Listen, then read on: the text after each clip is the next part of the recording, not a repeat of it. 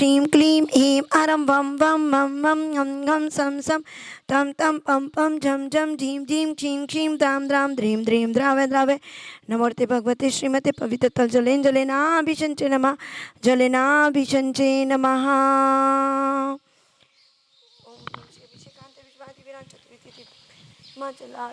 निर्वामिति स्वाहा। श्री वीतरागाय नमः। ओम नमो रते भगवते ओम नमः सिद्धेभ्य ओम नमः सिद्धेभ्य ओम नमः सिद्धेभ्य श्री वीतरागाय नमः।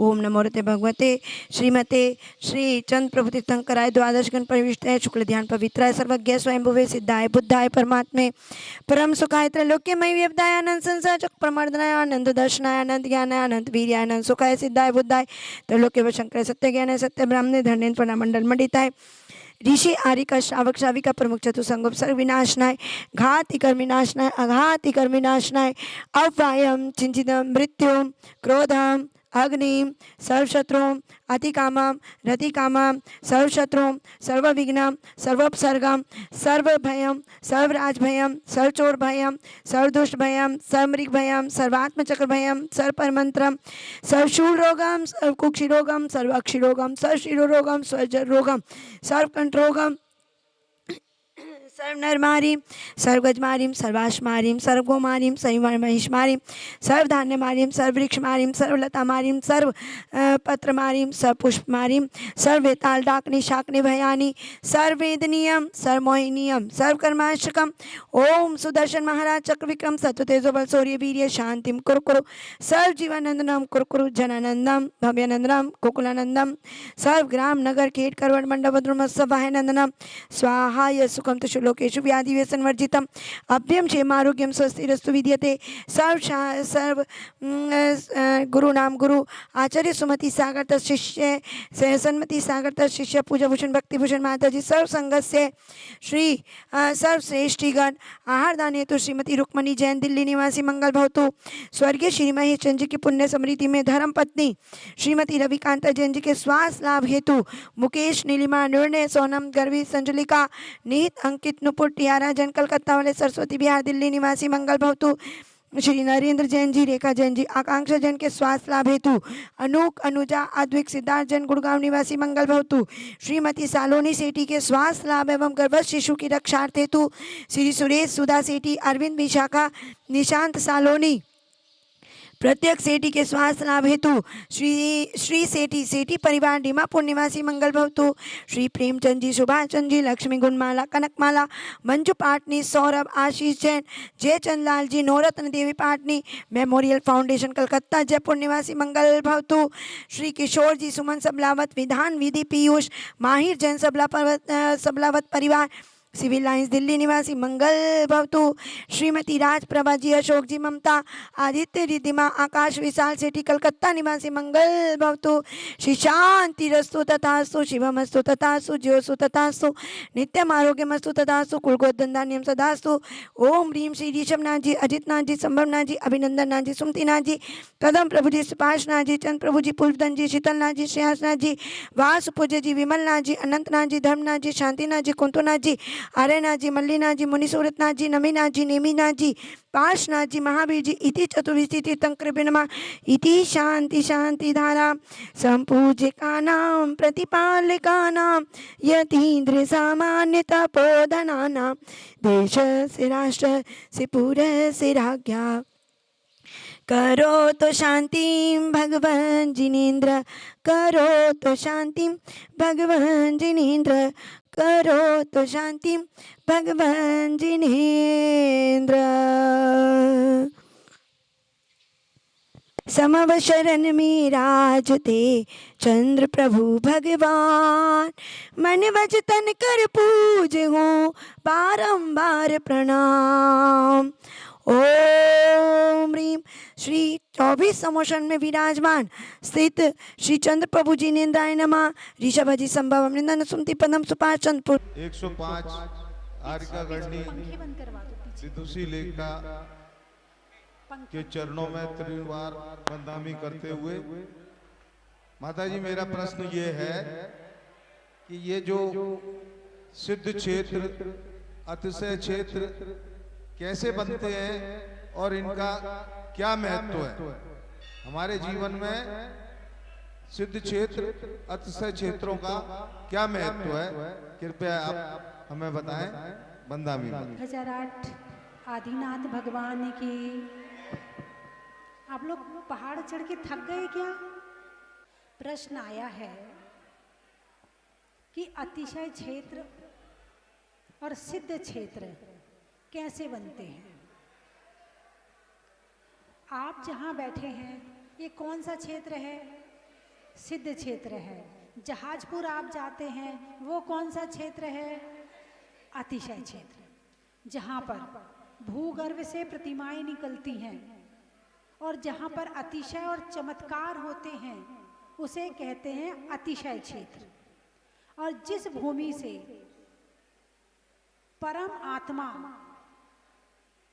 परमात्मा बनते हैं, जिस भूमि से शरीर को छोड़कर सिद्ध भगवान बनते हैं, जिस भूमि से आठों कर्मों का नाश करके मोक्ष जाते हैं, उस भूमि को सिद्ध भूमि कहते हैं। उस भूमि को सिद्ध क्षेत्र कहते हैं। और वो सिद्ध क्षेत्र ऊर्जा लिए हुए होता है। अपार ऊर्जा होती है, सूक्ष्म ऊर्जा होती है, स्थूल ऊर्जा होती है। वहाँ पर जो जीव जाते हैं वहाँ उन्हें भी उस तरह की भावनाएं और उस तरह के विचार आते हैं कि एक दिन मैं भी अनंत सुख की प्राप्ति करूं। तो सिद्ध क्षेत्र अनेक प्रकार की शक्ति और ऊर्जा का भंडार है। अतिशय क्षेत्र अनेक तरह की अतिशयों का और चमत्कारों का भंडार है।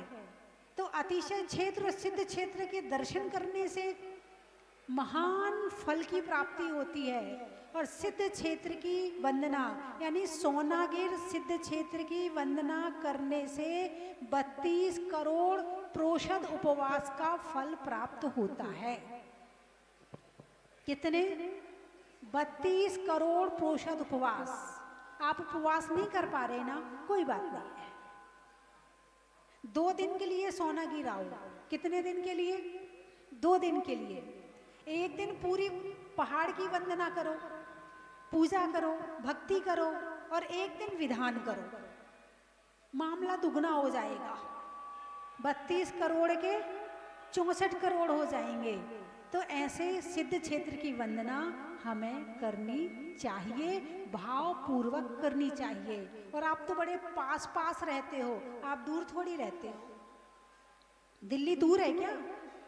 अरे बोलिए ना। और जयपुर, जयपुर वाले कहाँ बैठे? हाँ वो रहे, वो बैठे पीछे। हाँ ये सामने भी बैठे। आप भूल गए थे कि आप जयपुर के हैं? हाँ आप निवाई के हैं। तो आपसे दूर नहीं है क्योंकि अब गाड़ी साधन बहुत चल गए हैं, इसलिए क्षेत्रों की वंदना में पीछे ना रहे। चलिए अगला प्रश्न प्रवीण जी दिल्ली वाले।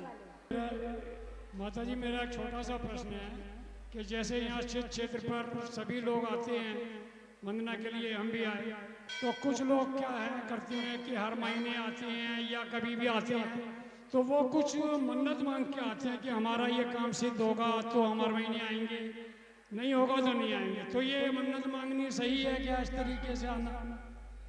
देखिए मोह में फंसा। अरे घंटा भाई क्या कर रहे हो?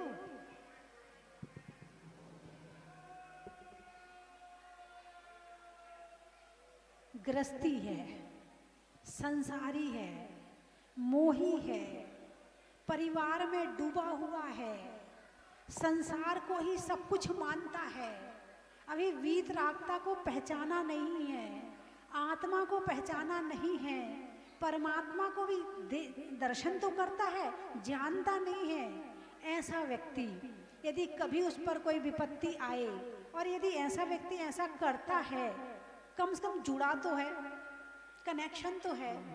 आज किसी अतिशय की वजह से जुड़ा है, जब ज्ञान होगा तो वीतरागता को भी मान जाएगा।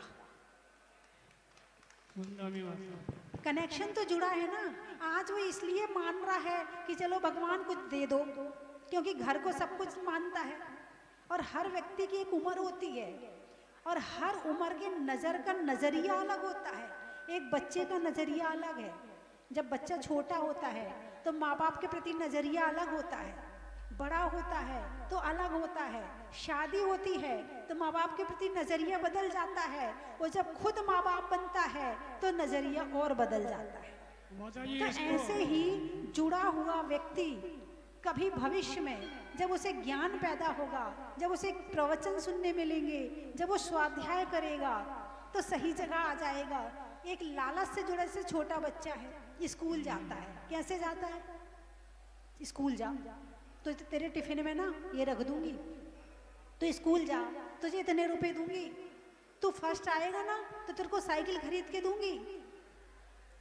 उसे पता है कि आज लालच में है और कल जब ज्ञान होगा तो अपने आप करेगा। बस ऐसे ही यदि वो व्यक्ति कर भी रहा है तो कोई बात नहीं है, लेकिन वो जो कर रहा है वो एक बताइए ना, एक होता है बालक और एक होता है वृद्ध। वो व्यक्ति भले ही उम्र में बड़ा हो लेकिन बुद्धि अभी बालक वाली है, तो उसको हम ना नहीं कर सकते। काम तो करवाना है मुझे, जोड़ के तो मुझे इसे रखना है। यदि जोड़ के नहीं रखेंगे तो भटक जाएगा, वो कहीं और चला जाएगा। जुड़ा रहेगा तो कभी भी वापस आ जाएगा, इसलिए जोड़ के तो मुझे रखना है। ठीक है, अगला प्रश्न। के चरणों में नमोस्तु नमोस्तु। पूज्य माता जी तीर्थ उद्धारक परम पूज्य गणनी आरिका माता जी, जिन्होंने जहाजपुर क्षेत्र का भव्य निर्माण किया है, ऐसे गुरु माँ के चरणों में बारंबार वंदामी वंदामी वंदामी।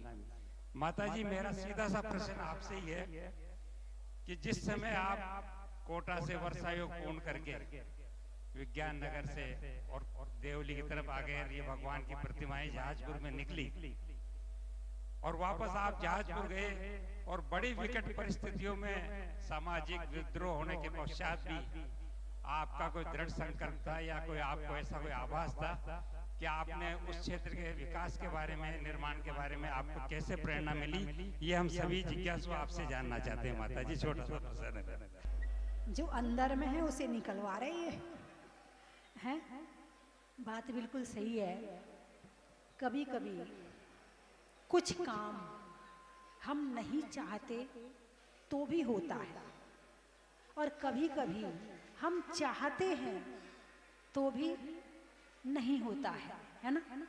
ऐसे ही जहाजपुर में जब भगवान निकले तो मैं देवली में थी। अरे बैठ जाओ, सब लोग बैठ जाओ। ये उमेश जी बैठ जाओ, सबको बिठा लो, सब लोग बैठ जाओ, बिल्कुल हिलो मत, बहुत हलन चलन हो रही है।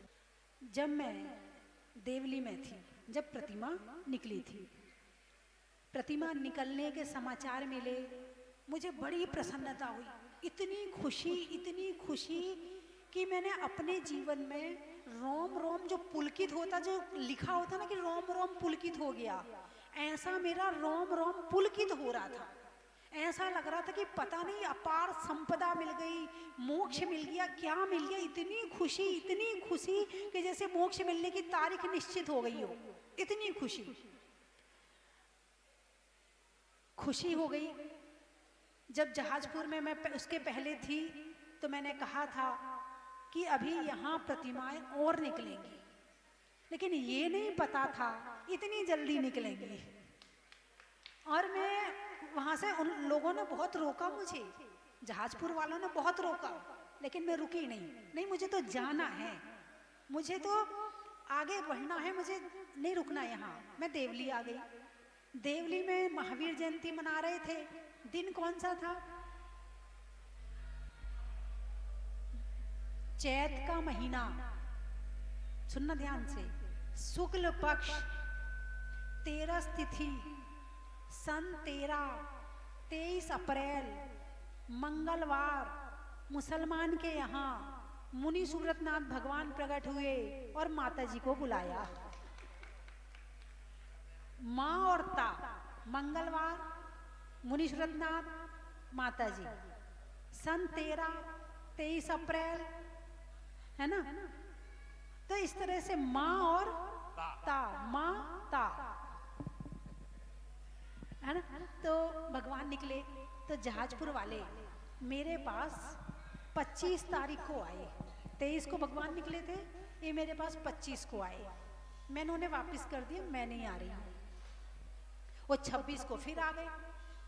तो मुझे लगा बार बार मना करना अच्छा नहीं लगता है, चलो कोई बहाना बना देते हैं, है ना। तो उस समय प्रतिमा जो है प्रशासन ले जा रहा था।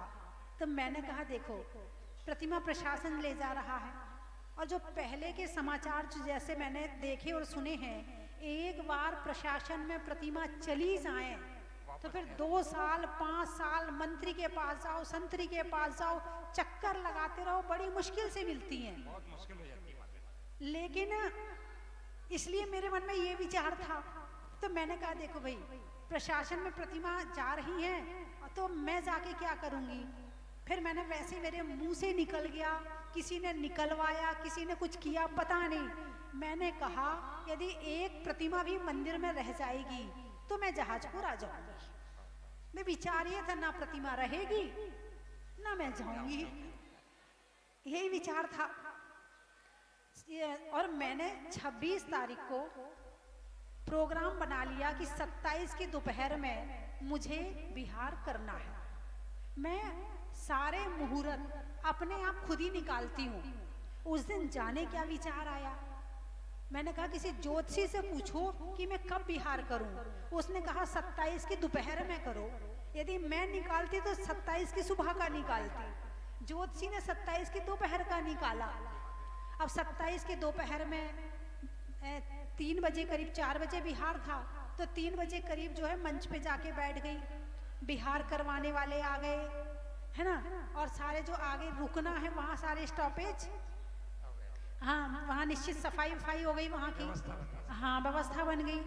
इतने में मैंने जो शर्त रखी थी वो पूरी हो गई कि एक भगवान मंदिर में रह जाएंगे तो मैं चलूंगी।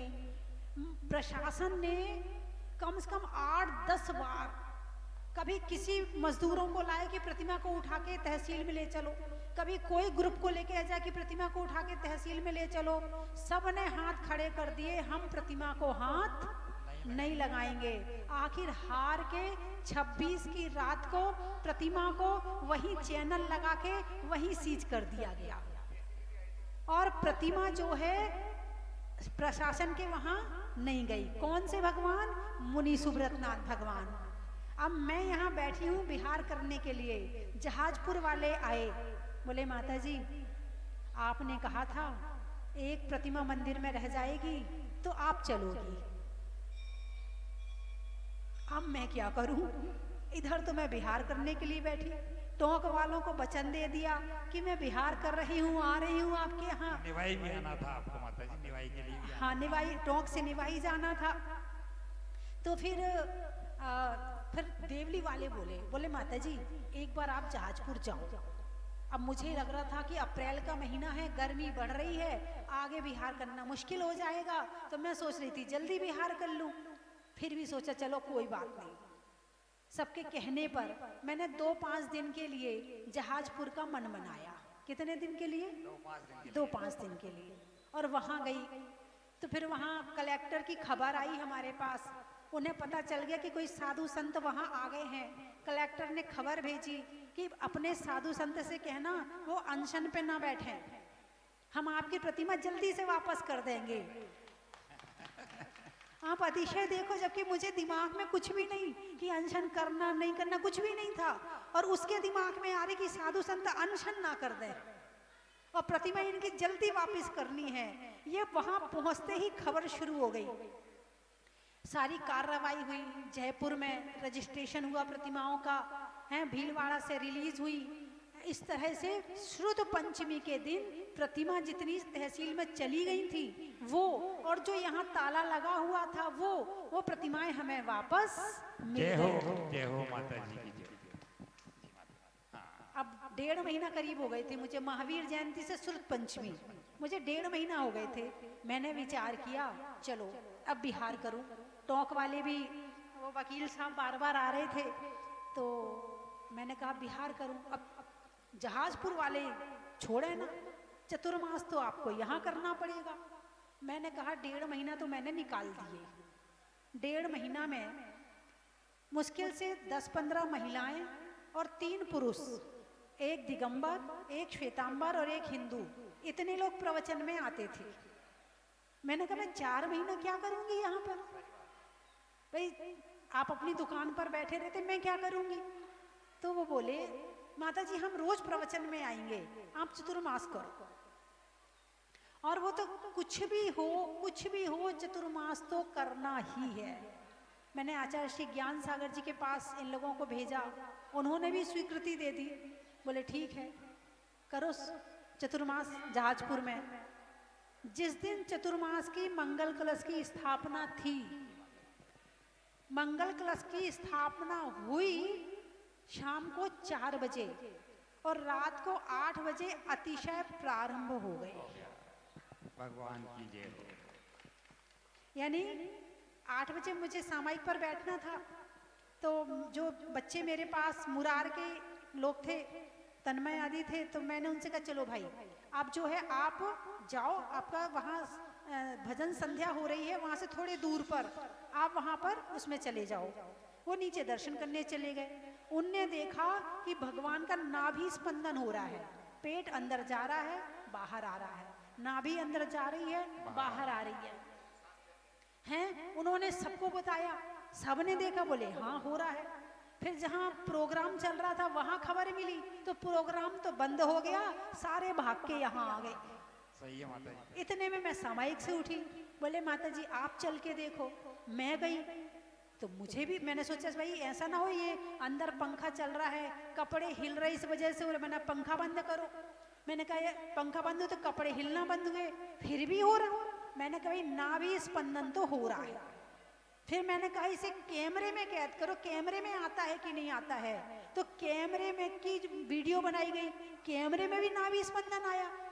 ये वीडियो जो है उसमें पड़ी हुई है, यूट्यूब पर पड़ी हुई है, कभी कोई देखना चाहे तो नाभि स्पंदन की वीडियो पड़ी है। कैमरे में भी पेट अंदर जा रहा बाहर आ रहा। ओहो, फिर तो इतनी भीड़, निवाई की बसें मेला ही लग गया माता जी। फिर तो कहीं टोंक की बसें।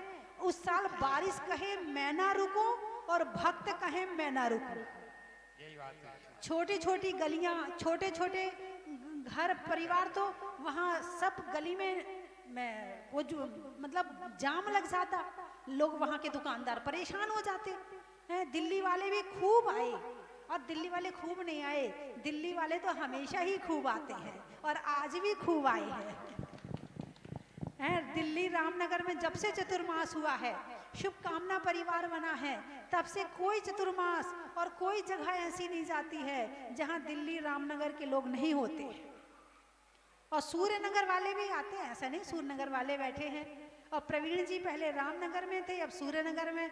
नगर में तो है, सूर्य से राम हो गया, राम से सूर्य हो गया।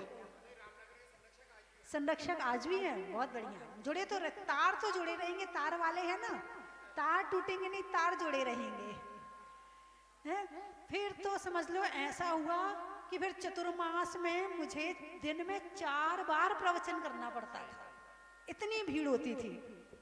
बस होती रही, चतुर्मास पूरा हो गया, जमीन खरीद ली, फिर दूसरी जमीन खरीदी, फिर बड़ी जमीन, पहले छोटी जमीन खरीदी थी, फिर बड़ी जमीन खरीदी।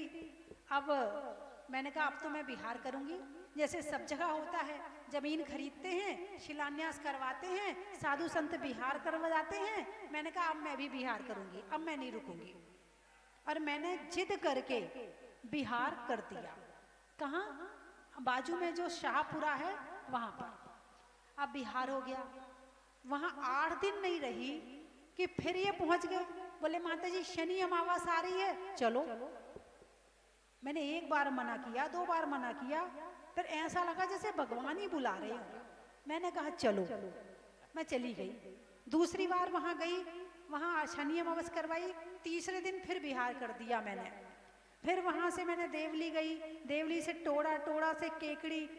जाना मुझे भीलवाड़ा था, शाहपुरा के आगे भीलवाड़ा है, केकड़ी के आगे भीलवाड़ा है।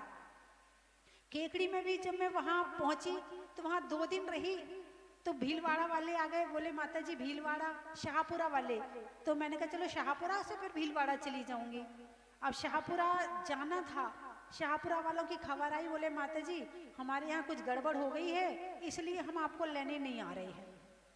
केकड़ी में कह दिया मेरा बिहार है सुबह, और लेने आ नहीं रहे। अब जाऊं तो कहाँ जाऊं, ऐसा जीवन में पहली बार हुआ। फिर मैंने कहा चलो साबर चलते हैं। फिर मैंने केकड़ी वालों को मना नहीं किया, मैंने कहा शाहपुरा नहीं, आप साबर रोड पे ले चलो। तो साबर आ गई, जहाजपुर के पास में। फिर देवली आ गई, वहाँ देवली में प्रोग्राम था तो देवली आ गई। अब देवली से फिर मुझे कोटाज जाना था, फिर जहाजपुर होके जाना, फिर जहाजपुर, फिर कोटाज पहुंची। फिर लोगों ने कहा माता जी प्रतिमा को क्षेत्र पर लाना है तो वापस चलो। मैंने बहुत मना किया, बहुत समझाया, अभी मत लाओ मत लाओ, नहीं माने। और जब नहीं माने तो अच्छा भैया चलो। फिर थोड़ा सा नमो सिद्धारम भी हुआ, ताला तोड़ के भगवान अंदर गए थे और ताले ही तोड़ के भगवान बाहर आए। अतिशयकारी भगवान, सामान्य नहीं है, इनका काम भी सामान्य होने वाला नहीं है। और भगवान स्वस्ति धाम के क्षेत्र पर आ गए रोकने के बावजूद भी। और जब वहां पहुंचे तो भगवान पहले तो जब वहां से उठा रहे थे तो 5 लोगों ने उठाकर पिकअप में रख दिया, और जब क्षेत्र पर आए तो 100 लोग उठा रहे हैं, उठने वाले नहीं भगवान। फिर वहां मैं बिहार करके 3 किलोमीटर दूर है, भगवान तो गाड़ी से 5 मिनट में पहुंच गए, मुझे तो टाइम लगेगा। फिर दीदी के पास फोन आया, माता जी से कहो भगवान नहीं उठ रहे। मैंने कहा मैं आ रही हूँ आ रही हूँ। जैसे ही मैं वहां पहुंची भगवान हिलने शुरू हो गए, और मैंने जैसे ही मंत्र पढ़ा भगवान को 5 जनों ने उठाकर और वेदी में विराजमान कर दिया। भगवान जी की जय। और एक अतिशय और सुनाऊं, अब जुलाई का महीना आ गया, चतुर्मास का समय आ गया, 18 जून को भगवान वहां पहुंचे थे। अब चतुर्मास का समय मैंने विचार कर लिया था, यदि भगवान क्षेत्र पर आएंगे तो चतुर्मास यहीं करूंगी, फिर कहीं नहीं जाऊंगी। भीलवाड़ा वाले बहुत लगे थे, बहुत लगे थे, मैंने देवली वाले भी। मैंने कहा भाई बात ये है, यदि चतुर्मास भगवान आए तो चतुर्मास क्षेत्र पर, और नहीं आए तो भगवान मैं वहां पर चलूंगी। अब जब आ गए तो मैंने कहा अब तो भगवान को छोड़ने वाली नहीं हूँ। और जगह कितनी, एक कमरा भगवान के लिए, एक कमरा सामान रखने के लिए, एक कमरा चौके के लिए, और एक कमरा सीमेंट की गोदाम, मेरे लिए जगह नहीं। इतना ही था माता जी, इतना ही था। 3-7 दिन तो मैं बाहर बरामदे में सोई, और 18 जून रात को लू चलती थी, वो भी टीन सेट में। 7 दिन तो नींद नहीं आई मुझे। फिर उसके बाद व्यवस्था करी, तो जो सीमेंट की गोदाम थी उसमें फिर मैंने पार्टीशन करवाया, उसमें एक तरफ सीमेंट और एक तरफ मैं। यदि आपसे कहा जाए कि अभी यहाँ कमरा नहीं है, सीमेंट की गोदाम है, और आप एक रात्रि व्यतीत कर लो क्षेत्र पर, उसमें ना तो एसी है, ना कूलर है, ना पंखा है, बस एक रात रह लो, बोलिए रहोगे? कोई नहीं रहे माता जी। हाँ, हमारे निर्मल जी बड़े सहनशील है, तो नहीं रहोगे। और तो और छोड़ो, एसी ना कमरा ना मिले तो गुस्सा आ जाएगा। सही कह रहे हैं माता जी। और वहां पर 7 दिन नींद नहीं आई। उसके बाद फिर वहां पार्टीशन करवाया, बैठने की जगह नहीं, दिन में भगवान के चरणों में बैठ जाती थी और रात में बरामदे में सो जाती थी, मैं और हमारा पूरा संघ। लेकिन एक बात मानूंगी कि कभी संघ वालों ने ये नहीं कहा कि चलो यहाँ से, कहाँ यहाँ पर गर्मी में परेशान हो रहे हैं, कहाँ यहाँ दुखी हो रहे, एक बार भी पूरे संघ में किसी ने चू नहीं करी। और उसके बाद फिर सीमेंट की गोदाम में 6 महीना रहे। 6 महीने के बाद फिर बाजू की बिल्डिंग बन गई थी, फिर वहाँ पर सीमेंट और जगह चली गई, कमरा अच्छा और हो गया, और कमरे बन गए, फिर धीरे धीरे यात्रियों के रुकने की व्यवस्था हो गई। अब रही बात प्रतिकूल परिस्थिति की, तो प्रतिकूल परिस्थिति ना आए तो कुछ सीखने को नहीं मिलता है। क्या? जब तक प्रतिकूल परिस्थितियां नहीं आती हैं तब तक हमें सच्चा ज्ञान भी नहीं होता है।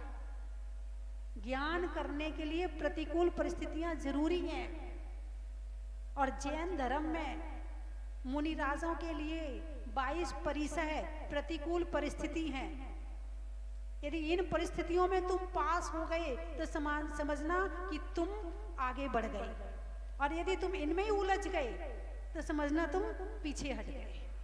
तो प्रतिकूल परिस्थितियां आए तो घबराओ मत। बिल्कुल सही बात है, संघर्षी जीवन है। हाँ, और यदि आप डटे रहोगे ना तो दुनिया आपके साथ है, और आप हट गए तो फिर कुछ भी होने वाला नहीं है। और छोटी मोटी बाधाएं तो आती हैं। फूल के साथ कांटे ना हो तो फूल की क्या कीमत है? कौन से फूल के साथ कांटे हैं? फूलों का राजा कौन है? और फूल के साथ कांटे होते हैं क्या? गेंदा के साथ कांटे हैं? नहीं है।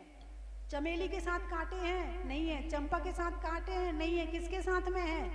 गुलाब के साथ में। फूलों का राजा कौन है? जो कांटों के बीच रहता है वो ही गुलाब बनता है।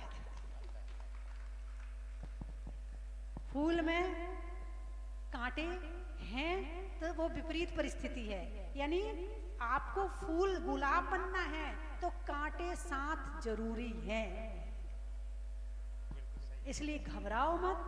अपनी अच्छी भावनाओं के साथ, अच्छे विचारों के साथ, दूसरों का बुरा ना करने की भावना से और अच्छे काम में डटे रहो। एक दिन आपको सफलता जरूर मिलेगी। चलिए अगला प्रश्न। महानुभाव जी देव ख्याति चंद्र प्रभु भगवान की जय। जय सस्ती भूषण माता जी की जय। माता जी बंदामी बंदामी। हमारा प्रश्न ये है माता जी कि हम सुबह जो कलश करते हैं तो उसमें 3 कलश होते हैं। एक स्टील का कलश होता है, एक चांदी का होता है, एक स्वर्ण का होता है। तो इसका क्या महत्व है? बहुत बढ़िया। बंदाई सोना, चांदी, पीतल, तांबा, गिलट और लोहा, ये सारी धातुएं हैं। मैंने बहुत विचार किया कि इन सब में अंतर क्या है। तो एक वो माला घुमा के एनर्जी टेस्ट की जाती है, माला घुमा के। तो मैंने, जो एक बहन जी बैठी थी उनके पास में चांदी की प्लेट थी, और एक बहन जी बैठी थी उनके पास में जो स्टील की डिब्बी थी। बहुत दिन पहले की बात है जब मैंने टेस्ट की थी। तो मैंने दोनों को रखा और दोनों पर माला घुमाई। तो जो स्टील की डिब्बी थी उसमें माला उल्टी घूम रही थी, और जो चांदी की प्लेट थी उसमें माला सीधी घूम रही थी। यानी लोहे में नेगेटिव ऊर्जा थी और चांदी में पॉजिटिव ऊर्जा थी। हाँ, ये मैंने 2 टेस्ट किए थे और गिलट वगैरह नहीं किया टेस्ट, केवल 2 ही टेस्ट किए थे। तब पता चला कि इनमें क्या अंतर है, इनकी कीमत ज़्यादा और कम क्यों है, सोना सोना क्यों है, चांदी चांदी क्यों है, और लोहा लोहा क्यों है। जबकि लोहा तो बड़ा मजबूत होता है, सोना चांदी की अपेक्षा लोहे में मजबूती ज़्यादा होती है। उसके बाद भी लोग गले में सोना पहनते हैं, लोहा नहीं पहनते हैं। भाई सोने में से जो ऊर्जा निकलती है वो सर्वश्रेष्ठ ऊर्जा होती है। इसलिए आप लोग भोजन भी करते हो तो अभी ये अब चल गया जो लोहे के बर्तन, जब से स्टील के बर्तन आए हैं तब से जो है जो गिलट के बर्तन, पहले घरों में 2 तरह के बर्तन होते थे, गिलट के और पीतल के। पीतल और कांसा, है ना, 2 ही बर्तन होते थे और उन्हीं में भोजन करते थे। लेकिन जब से स्टील आया है तब से सारे पीतल और गिलट को बाहर निकाल दिया है और लोहे को अंदर घर में भर लिया है। चमक अच्छी लगती है, वो चमक के कारण से वो लोहा सबके घर में पहुंच गया। जबकि मुझे ऐसा लगता है कि पीतल और गिलट में पॉजिटिव किरणें होंगी और लोहे में नेगेटिव किरणें। आज इतना दिमाग खराब क्यों है लोगों का? जैसा खाओ अन्न, जैसा बर्तन होगा वैसा उसकी ऊर्जा आएगी। तो पूजा करते समय भी यदि चांदी के बर्तन हो, यदि अभिषेक करते समय सोने के कलश हो, तो उसका प्रभाव भी अलग पड़ता है। उसकी ऊर्जा, उसका वातावरण, उसका अभिषेक का जो जल लेते, वो कहते ना भाई तांबे का बर्तन। अभी मुझे बता रहे थे, बोले कौन बता रहा था मुझे याद नहीं है, शायद आपने ही बताया था कि एक अभी जो कौन सी कंपनी है वो रिलायंस कंपनी है कोई है, तो उन्होंने शायद एक अभी पानी निकाला है, और है ना, तांबे का कॉपर का पानी जो लोगों के स्वास्थ्य को ठीक करता है। अब वो उसको पहले वो तांबे के बर्तन में रखेंगे, फिर वो बोतल में भरेंगे और वो पानी आपके पास भेजेंगे, तो उसे कॉपर का पानी कह करके बेचा जाएगा, तो लोगों के स्वास्थ्य के लिए अच्छा। यानी पानी को बर्तन में भरो तो पानी की जो ऊर्जा है, जो उसके परमाणु हैं, वो पानी में आ जाएंगे और फिर वो पानी आपको पिलाया जाएगा। जब तांबे में ऐसा हो सकता है तो सोने और चांदी में क्यों नहीं हो सकता है? जिसको ज्यादा कमजोरी हो, ज्यादा दिक्कत हो, बोले सोने का पानी दे दो, यानी सोना जरा सा गरम करो और पानी में डुबाओ, बोले सोने का पानी पी लो, करते ना ऐसा। तो बोले चांदी के सिक्के पानी में डाल के रख दो थोड़ी देर, फिर उसको वो पानी पिलाओ, तो बोले इसका स्वास्थ्य ठीक हो जाएगा। जिसको गर्मी ज्यादा हो तो चांदी का पानी पिलाते हैं, जिसको सर्दी ज्यादा हो उसको सोने का पानी पिलाते हैं। हैं? शेरनी का दूध सोने के पात्र में ठहरता, क्वालिटी है। क्या है? क्वालिटी है। तो उस क्वालिटी किस चीज की है? ऊर्जा की है। मैंने कल भी बताया था कि पीतल भी पीला होता है, सोना भी पीला होता है। किसका अंतर है? ऊर्जा का अंतर है। इसलिए अभिषेक में भी सोने चांदी के यदि कलश हों तो श्रेष्ठ होता है, लेकिन बस थोड़ी सी दिक्कत वो गुमने की होती है, उसकी सावधानी रखनी पड़ती है, बाकी तो बहुत अच्छा है। वैसे क्या होता है कि ना कई अफसरों पे निकालते हैं उनका सोने के कलर और प्रतिदिन करते हैं। हाँ, कोई कोई दिक्कत, व्यवस्था वहाँ की। चलिए, राग और मोह में क्या अंतर है? राग और मोह, मोहनीय कर्म, मोह और राग में क्या अंतर है? अंतर है, मोह पिताजी है और राग उसका बेटा है। मोह पिताजी है और राग उसका बेटा है। जैसे एक माँ अपने बच्चे को पढ़ने के लिए हॉस्टल भेजती है। अब हॉस्टल भेज दिया, भेजने के बाद उसका तो मन ही नहीं लग रहा, पड़ी है, ना खा रही है, ना पी रही है, ना सो रही है, बस रोए जा रही, रोए जा रही, रोए जा रही। ये मोह है। हॉस्टल भेज दिया, रोज फोन कर लेती है, खाने पीने की पूछ लेती है, कुछ कोई जा रहा हो तो खाना पीना भिजवा देती है, कुछ पैसे भिजवा देती है ना, और उसकी चिंता तो करती है दिमाग में, मगर दिन भर रोती नहीं है। तो मोह जो है वो रुलाता बहुत है, और राग के बिना गृहस्थी चल नहीं सकती। मोह के बिना गृहस्थी चल सकती है, मगर राग के बिना गृहस्थी नहीं चल सकती है। तो कम से कम मोह करें, राग तो छूटने वाला अभी है नहीं है, फिर भी कम करने का प्रयास करें। सादर परिणामी माता जी, मेरा प्रश्न ये है कि देवादेव चंद्र प्रभु भगवान का समोसन यहाँ आया, और कौन कौन से भगवान का समोसन यहाँ पर आया, और यहाँ पर क्या आतिश है, आपने क्या देखा? जिस भूमि पर भगवान का समोशरण यदि एक बार भी लग जाए, वो भूमि बड़ी पुण्यवान भूमि होती है। और फिर यहाँ पर भगवान चंदा प्रभु का 17 बार समोशरण आया है। और जब एक तीर्थंकर का समोशरण जिस भूमि पर आ गया, तो निश्चित है कि अन्य तीर्थंकरों का समोशरण भी इस भूमि पर आया होगा। और समोशरण जहाँ तीर्थंकर विराजमान हो जाएं, उस भूमि को तो अपने आप ही अतिशयकारी होना है। और यहाँ तक कि जब शुभ चंद्राचार्य का उदाहरण जो मैंने एक दिन बताया था कि ये पूरा पहाड़ सोने का हो गया था, और अभी भी इस पहाड़ के पत्थर में सोने के कण आज भी हैं। ये क्या कम अतिशय है? ये अतिशय बहुत बड़ा है। और यहाँ बहुत सारे लोग दिल्ली से हर महीने आते हैं, हर महीने कुछ ना कुछ तो है, और कुछ ना कुछ नहीं, बहुत कुछ है। और मैंने कहा कि 32 करोड़ उपवास का फल मिलता है। तो ये उपवास का फल मिलने का मतलब है कि 32 करोड़ पाप उस उपवास के माध्यम से क्षय को प्राप्त हो जाते हैं। और जब क्षय को प्राप्त होंगे और पुण्य आएगा तो अतिशय अपने आप शुरू हो जाएंगे, है ना। चलिए अगला प्रश्न। माता जैसे भाई नरेश जी ने प्रश्न किया था उसी तरह से एक मेरा प्रश्न है कि जिस तरह से हम अपनी जाप देने के लिए अपनी अलग से रखते हैं, क्या कलश भी अपना अलग रख सकते हो जहाँ भी जाए लेके जाए?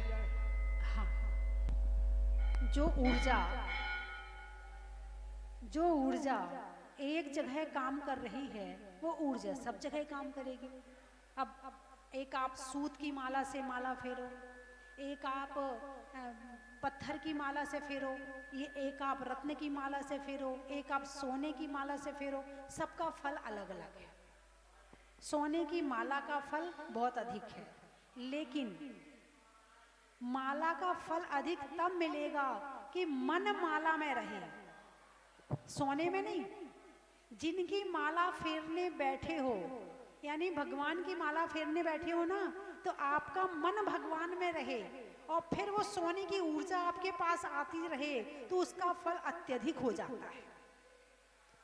तो आप अपना कलश और माला दोनों अलग से रख सकते हैं और सावधानी रखें। यदि जितना फल माला में मिल रहा है और माला खो जाएगी तो उतना ही मामला गड़बड़ हो जाएगा, मन खराब हो जाएगा, है ना। तो उसकी सावधानी भी साथ में रखें। चलिए, जैसे बच्चे बाहर पढ़ते हैं और किसी कारणवश वो व्रत उपवास का उद्यापन उस जगह नहीं कर पाते तो कहाँ घर आके कर सकते हैं क्या कभी बाद में?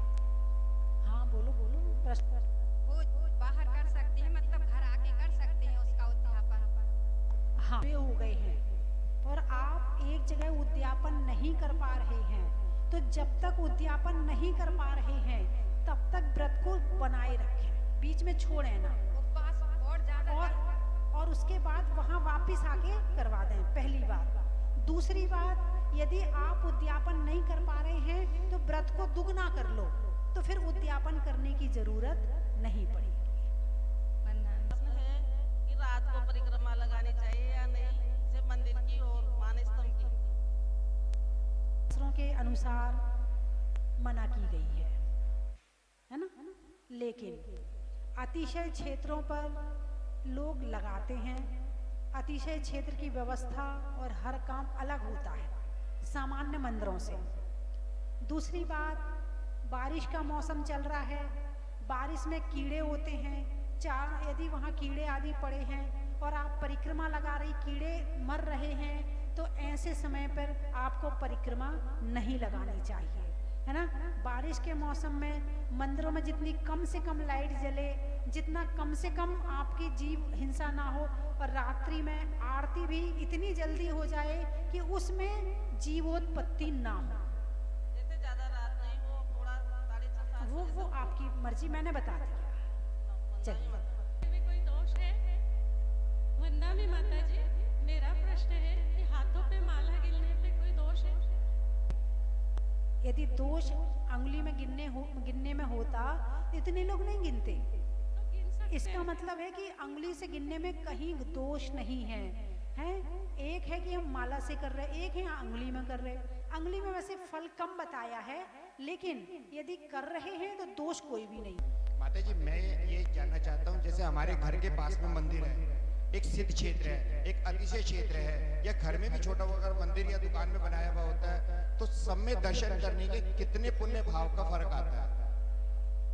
सम्यक दर्शन, प्रश्न लास्ट में क्या बोले? कहीं सिद्ध क्षेत्र या अतिशय क्षेत्र, सब जगह दर्शन करने में क्या फर्क आता है? सिद्ध क्षेत्र में वर्णाओं के अनुसार ये कहा है कि यदि आप अपने यहाँ मंदिर जाते हो तो ऐसा नहीं है कि अपने गांव के मंदिर में फल कम मिलता है, नहीं। यदि भाव सहित अपने गांव के मंदिर में भी दर्शन करते हैं तो उसमें भी शायद करोड़ उपवास का फल बताया है। 1 करोड़ उपवास का फल मिलता है। कितना? 1 करोड़ का। आप यदि अतिशय क्षेत्र में जाते हो तो उसका फल उससे ज्यादा मिलता है। और जैसा बताया कि आप सिद्ध क्षेत्र सोनागिर दर्शन करने आए हो तो 32 करोड़ प्रोषद उपवास का फल मिलता है। ये बढ़ता जाता है। यहाँ पर आकर साधुओं के माता जी के दर्शन करके हम मेरी धर्मपत्नी है, हम ग्रस्त जीवन में रह के धर्म की ओर कैसे अग्रसर हो सके? तरह के धर्म हैं, एक गृहस्थ धर्म और एक मुनि धर्म। कितने? गृहस्थ धर्म। गृहस्थ को भी धर्म कहा है। आप अपने आप को बचने का प्रयास मत करना। गृहस्थ को भी धर्म कहा है, गृहस्थ धर्म और मुनि धर्म। गृहस्थ धर्म में 6 आवश्यक बताए हैं। क्या बताए हैं? 6 आवश्यक। देव पूजा, गुरु उपासना, स्वाध्याय, संयम, तप और दान। जिस गृहस्थ ने इन 6 आवश्यक का पालन कर लिया, ये समझना कि उसने गृहस्थ में जीना सार्थक कर लिया। केवल 6 आवश्यक, इससे ज्यादा की जरूरत नहीं है। इनको विस्तार से अच्छे से समझ लो, इसमें सब कुछ आ जाएगा। कौन कौन से? देव पूजा, गुरु उपासना, स्वाध्याय, संयम, तप और दान। इसमें सब कुछ आ जाएगा। माता जी स्वाध्याय पढ़ें और जो अपने महापुराण पढ़ें पहले इनसे शुरू। चलिए 1 मिनट तुम्हारा परिचय करवा दूं।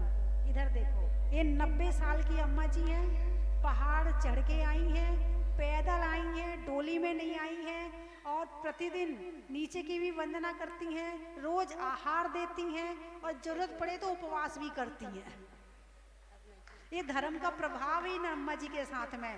और इस उम्र में अभी विधान हो रहा हो तो डांस भी करती हैं, नृत्य भी करती हैं। आप अपनी सोचो क्या होगा आपका।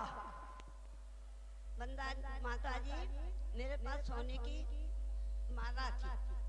मैं इंदौर में गई, मैंने कहा बेदी अधूरी क्यों पड़ी है? तो उन्होंने कहा यार साथ घर की बस्ती है, कोई देने वाला नहीं है। तो मैंने उतार के माला बेदी के लिए दे दी। तो फेरती थी उसमें ज्यादा पुण्य है या दे दी उसमें ज्यादा पुण्य है? कि फेरती थी उसमें ज्यादा पुण्य है। अम्मा जी, जो स्वयं कष्ट सहकर और दूसरों का उपकार करता है उसे कहते हैं उदार। एक है जो खाता है, ना खाता है ना खिलाता है, वो कंजूस। जो खाता है मगर खिलाता नहीं है, वो कंजूस। ऊपर वाला महाकंजूस, नीचे वाला कंजूस। जो खाता भी है खिलाता भी है, वो है दाता। जो खाता नहीं, अपने लिए ना सोचे मगर दूसरों के लिए सोचे, वो है उदार। उनमें नंबर आपका है। आपने जो दिया है उसमें ज्यादा पुण्य है। ठीक है, चलिए अब नीचे विधान हो रहा होगा। जिन लोगों ने प्रतिमा दी है उनका सम्मान होगा। उनके एक बार पहले लिस्ट में नाम बोल दें तो टीवी में आ जाएंगे। नाम बोल दें पहले। शाम को एक कार्यक्रम टीवी में आएगा पारस चैनल पर, जो कि रोज आता है 5:40 पर। तो आप लोग अपने घर खबर कर दें कि आप भी उसमें आएंगे। कभी नहीं जाते हैं। इन्होंने एक साथ 2 प्रतिमा ली है माता जी। हाँ, एक अपने नाम से, एक बच्चों के नाम से। सतीश जी का परिवार कहाँ है? रामनगर सतीश जी, दोनों सतीश जी का परिवार वंदना करने चला गया। एक उदार हैं। जहाँ जहाँ प्रोग्राम हुआ कहीं खाली हाथ नहीं, बेटे के नाम से जरूर बहुत कुछ करती हैं। एक बार अम्मा जी के लिए आपसे प्रतिमा भी नहीं दी जा रही और ताली भी नहीं बजाई जा रही। कहाँ पुण्य लोगे आप? संजय कुमार जी जैन, तारवाले, दिल्ली। इन्होंने 2 प्रतिमा जी ली हैं। भागचंद जी, जय कुमार जी, विजय जी, विशाल जी जैन, कोठारी, भीलवाड़ा। इन्होंने भी एक प्रतिमा विराजमान करने के लिए स्वीकृति दी है। श्री संजय कुमार जी जैन, सूर्य नगर वालों ने भी एक प्रतिमा जी विराजमान करने की स्वीकृति प्रदान की है। श्री कैलाश चंद जी, कमलेश जी जैन, ग्वालियर वालों ने भी एक प्रतिमा की स्वीकृति प्रदान की है। सगुन चंद जी, श्रीमती गुणमाला जी, अतुल जी, प्रीति जी, शिविका जी, विनय नगर ग्वालियर वालों ने भी एक प्रतिमा विराजमान करने की स्वीकृति हमें प्रदान की है। हम समिति की ओर से उनका धन्यवाद ज्ञापित करते हैं और उनकी भावना के लिए उनको प्रणाम करते हैं। जय जिनेन्द्र।